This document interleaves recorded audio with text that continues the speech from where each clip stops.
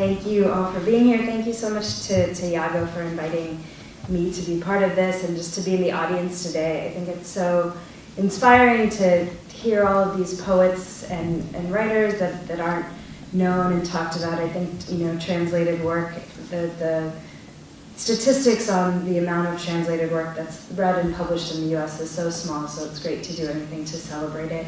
I just flew in from the Bay Area. I was in San Francisco yesterday, and I got to attend the closing of my friend's art show. His name is Josue Rojas, and he is a El Salvadorian artist, and he did an art show called Gentromancer, which was kind of engaging with the spirit of gentrification in the Mission District in San Francisco, where I used to live, which is kind of in such an extreme case of gentrification happening. And he had a portrait of a young man named Alex Nieto, who was killed by the police in Bernal Heights, Bernal Hill in San Francisco, which is this beautiful hill that was always a sanctuary to me when I lived there. And Alex's parents came, and it was just a really powerful night of healing and art. And it just went with the poet that I have chosen tonight, whose name is Roque Dalton Garcia, who was an El Salvadorian poet and revolutionary, and it just was amazing how it all kind of came together, those things that you're thinking about creatively and what you're seeing in the world. So I'm feeling really inspired today. So Roque Dalton was born in 1935 and was in El Salvador, and he trained as a lawyer and really used his training for his political work, and it became a part of the Communist Party, and because of that was exiled from El Salvador and went on to live in Mexico, Cuba, and Prague after he was exiled, where he did much of his writing. Many of his books were published in Cuba, along with a lot of Latin American writers at that time. His books include The Window in My Face, The Injured Party's Turn, Tavern, and Other Places. Sadly, he was executed in 1975, just 4 days before his 40th birthday, by members of a political party that he himself belonged to, the ERP, because they suspected him of being a member of the CIA. These translations are by an El Salvadorian poet named Luis Gonzalez Serrano, who is living and working in Melbourne, Australia, and I found these in a journal called the Corday Poetry Review. So I'll read a few of his work, his poems, and then one of my own. The Warrior's Resting Place.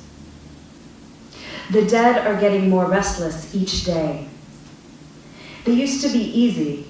We'd put on stiff collars, flowers, praise their names on long lists, shrines of the homeland, remarkable shadows, monstrous marble. The corpses signed away for posterity, returned to formation, and marched to the beat of our old music. But not anymore. The dead have changed. They get all ironic. They ask questions.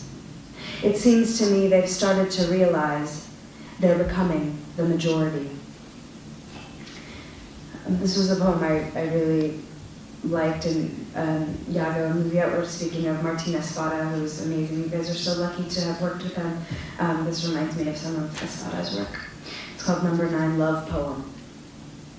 The ones who widened the Panama Canal, the ones who were put on the silver roll and not on the gold roll, the ones who repaired the Pacific Fleet at the military bases in California, the ones who rotted in jail in Guatemala, Mexico, Honduras, Nicaragua, for being thieves, smugglers, scammers, for being hungry, the ever suspicious ones. I bring forth this individual arrested for being a suspicious bystander, with the aggravation of being Salvadorian. The ones who filled the bars and brothels of all the ports and capitals in the region, the Blue Cave, the Panty, Happy Land. The ones who grew corn in foreign jungles, the kings of the crime section, the ones who no one ever knows where they're from, the best craftsmen in the world, the ones who were mowed down with bullets while crossing the border, the ones who died from malaria or scorpion or snake bites in banana plantation hell, the ones who cried drunk for the national anthem under cyclones in the Pacific or snow in the north, the freeloaders, the beggars, the potheads, Salvadorian sons of bitches, the ones who barely made it back, the ones who were a bit luckier, the eternal illegals, make all, sell all, eat all, the first to pull out a knife, the saddest sad people in the world, my countrymen, my brothers.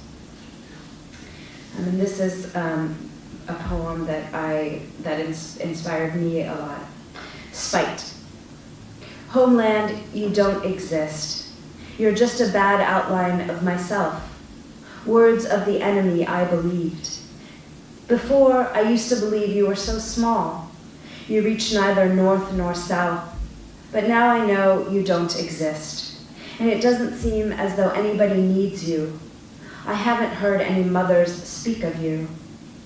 That makes me happy because it proves I made up a country, although I might end up in an institution for it. Then I am a little god at your coast. I mean, if I am an expatriate, you are an ex-country. So I was thinking about that as a children of immigrants, not an immigrant myself. I think that idea of what a homeland is becomes so fractured and confusing, especially I grew up in Dayton, Ohio. I moved to San Francisco. My parents are from India, and then I moved to Los Angeles. So just kind of thinking about that, homeland. Homeland, you elude me, tease me, whisper to me in banana leaf dreams of that Hooghly village that my grandmother was born in, lined with dusty eyeglasses and goat lips, terracotta temples. Are you it? Do you accept me with my flat vowels and ruined hymen? I could never find the house without the one-eyed rickshaw driver that waits at the station. Or is this you, homeland, this flat place marred by fields of corn? That's not fair. I refuse your fire-red cardinal wings spread over tornado drills and 10-speed rainbow tassels. If I was born in you, then why do you harbor such ill will? Allow these rust-maimed pickup trucks to spit out windows. Go back home.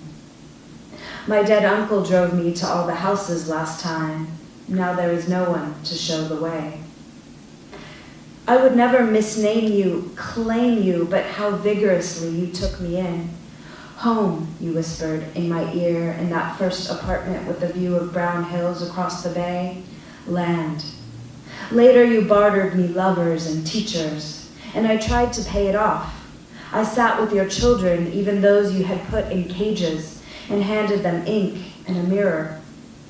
And there was that desk in that dark room, so cold I could see my breath, that you allowed me to sit at before the machines came and stole it all away. The BART train howls under the streets, but I keep missing my stop. And now in this city, it is no longer about me. A child was made here, pushed him out bloody in a strip mall, no less. One who will always say the name of this place. This anchor-shaped creature, now subject to this queen, haunted by these fierce angels.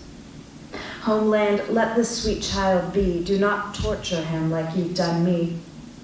Let him always find his way, surface streets and highways, underpasses and bike paths, and he will transform you from concept to community, from Skid Row to safe haven. With each milestone, let him dismantle your distance until one day he arrives here, palm tree shadow, desert dust in his eyes, and smiles and knows he's home. Thank you.